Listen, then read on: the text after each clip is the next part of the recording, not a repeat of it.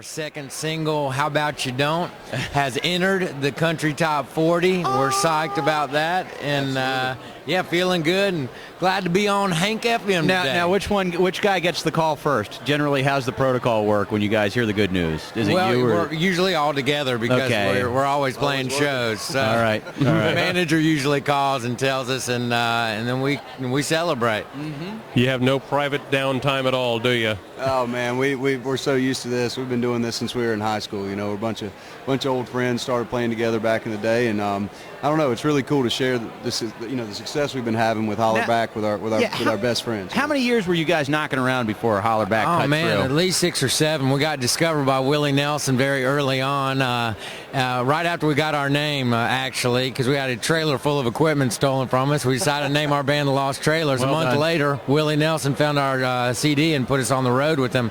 And so every year we just try to do about 200, 300 shows.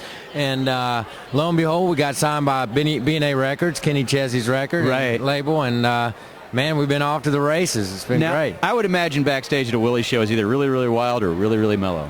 Well, we've there are a couple rules when you play with Willie. There's no getting on the bus before the show. That's for sure. All right. We've kind of learned that's also should be the case because we've been out with Montgomery Gentry a lot this summer. Yeah. That rule applies on that tour as well.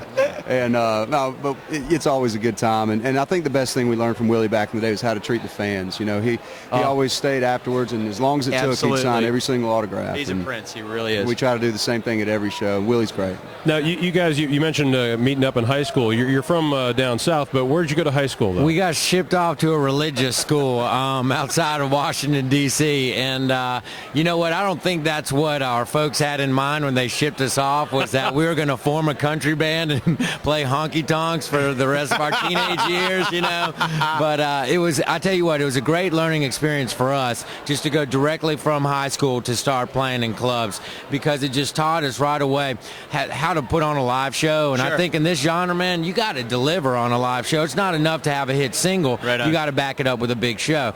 And I think with both Hollerback and How About You Don't, both of those songs are really indicative of, you know, a powerful live show.